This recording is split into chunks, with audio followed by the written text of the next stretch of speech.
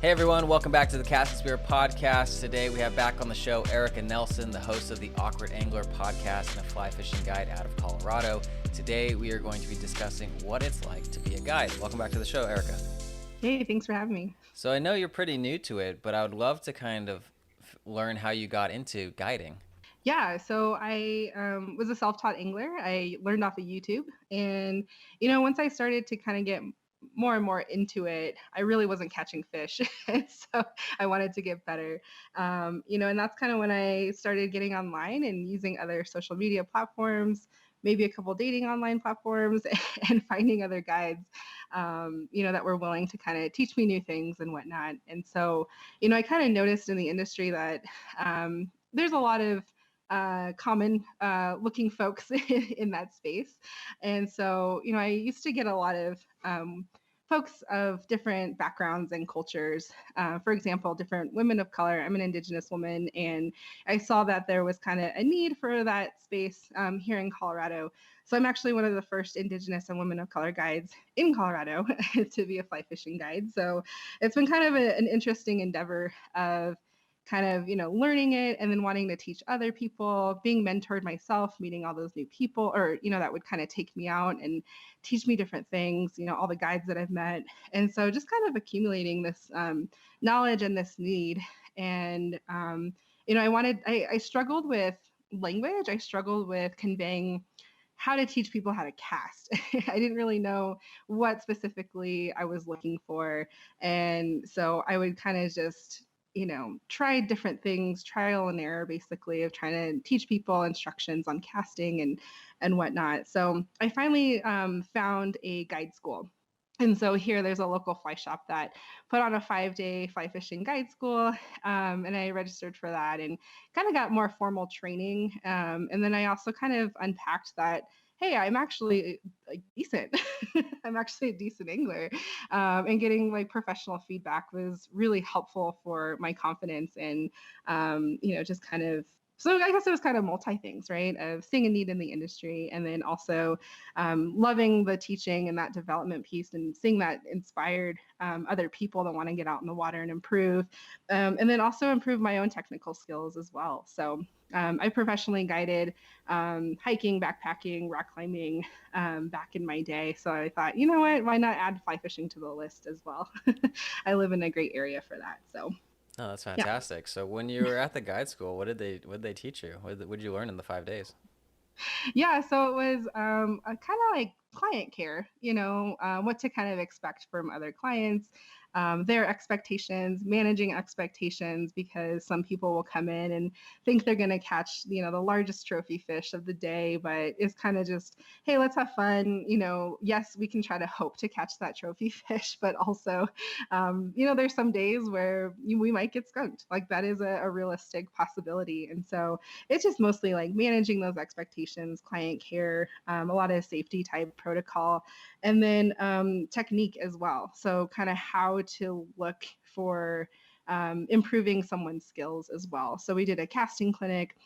We also did a lot of etymology, so the study of bugs, and kind of how to look for different hatches, the different types of hatch charts this time, different times of the year, locations and permitting and all that fun stuff. So I found it super helpful, and it was just kind of that piece that I was missing to kind of help boost that next level of confidence to be able to become a guide.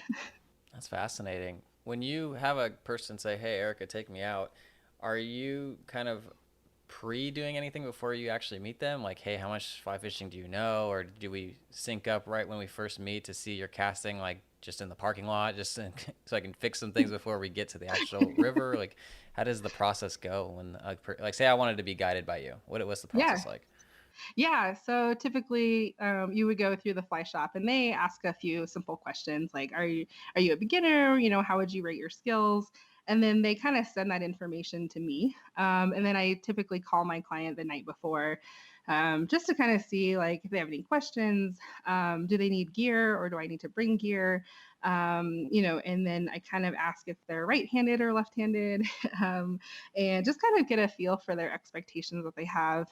What are they, looking for, et cetera. And then when we actually meet up, Yeah, I mean, some people just kind of want to get on the water right away and just start fishing. They don't want to deal with, they don't want to know anything. They just kind of want to sit there and cast and have a good time, drink a couple beers, whatever. And then I also get folks that really want to learn everything. They want to walk away. If I want to do this again on my own, how can you set me up for that? So, that's when I'll kind of spend a lot more time explaining like how to set up a reel, how to set up a rod, and then we kind of spend some time casting. So if they're super new, then yeah, we'll probably go to a parking lot, do some casting instruction, and kind of tweak it here and there. And I don't really spend a whole lot of time on that because people are just anxious to catch fish and get on the water. And then if I'm trying to look for perfection in casting, then that could totally throw somebody off, or make them not as confident. And so there's a balance there of, hey, that'll get you started. We can at least roll cast. Let's go. Let's get on the water. That's So awesome. yeah. Then after a full year, because this is your first full year of guiding, what are some of the lessons learned that you've kind of uncovered? Yeah, I mean, I've learned a couple of like one having more confidence in myself. So that's been like a self-reflective type of lesson for me of, hey, I actually kind of do know what I'm doing, where I've been kind of self-doubting myself for so long. And just kind of being confident in my flight selection as well, and just kind of sticking with it has been really has paid off. I would say it gets clients fish, and I would say yeah, I guess I'm just still learning. I've had a really positive experience so far, and good guests, good feedback, good tips, and so I feel like things are going pretty well. I'm sure that some things around the corner that is going to hit me hard with the lesson someday, so I'm prepared for it. But nothing major as far as learnings other than discovering my own ability. That's fantastic. Are you guys going after brook trout, brown trout? Which trout out there? Yeah, so here in Colorado where I live, there's rainbow, brown, brook, cutthroat. Yeah, that's pretty much it here. Brook trout are pretty rare, so are cutthroat unless you go really high. I live at 9,000 feet elevation, and if I were to go higher, that's where a lot of great brook trout live and cutthroat as well. 9,000 feet. That's so high. Yeah, To live? Oh my gosh, that's higher than Half Dome here in Yosemite. My yeah. gosh. You must feel like $1 million when you come down to sea level and be like, wow, all my red blood cells, I'm a superhero. Yeah, no, and I end up drinking a lot more than I should when I'm at lower elevation. I can't even imagine the hangovers at 9,000 feet. That's got to be rough. Yeah, you got to be careful around here. Drink lots of water. What is your favorite fish to catch? Oh man, I love anything really. I get excited even. I mean, there's some trout that I don't know. I just love anything really, but I've been kind of discovering more and more where bigger brook trout live. I've been used to kind of like tiny brook trout that are anywhere from like 1 inch to 3 inches.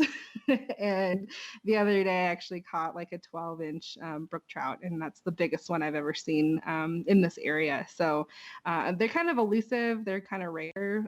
So whenever I see one or catch one, it's pretty special. That's awesome. And then for those who do catch the fish, do you have any recommendations on releasing the fish so that they're not harmed? Yeah, yeah. So luckily, at this high elevation, our water temperatures are still cool, but typically lower elevations, especially if you're in the Front Range, which is the Denver area, that water temperature can get pretty hot. So anytime it's over, 65 degrees, you kind of want to be a little more cautious on when you're fishing out on the water. So I would say check the water temperature because higher temperatures, the fish need more oxygen, and once we're kind of pulling them out of their element, they're going to get really overworked and over exhausted. So just kind of checking that out, and then making sure that you're keeping the fish wet. When you're if you're going to release it.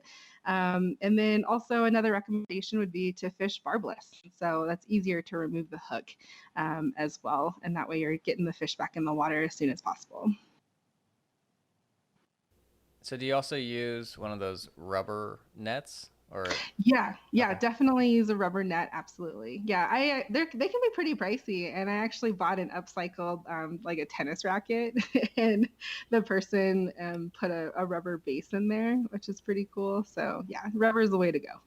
I dig it. Well, guys, I hope you go find Erica next time you're fly fishing in Colorado. Tomorrow, we're going to be discussing the outdoor industry and all the cool stuff about that topic. Thanks, Erica, for being on the show. Hey, one more thing before you go. Are you looking for other folks who like to catch fish? Well, if you are, join our free fish catchers group on Discord. Just like a little club, just with like-minded people who like to catch fish, share knowledge. Just head over to castandspear.com/club for a link, and you'll go straight over there. Whether you like to spearfish, surf fish, kayak fish, you name it. If you just like to catch fish, we want to chat. All right, see you guys in there.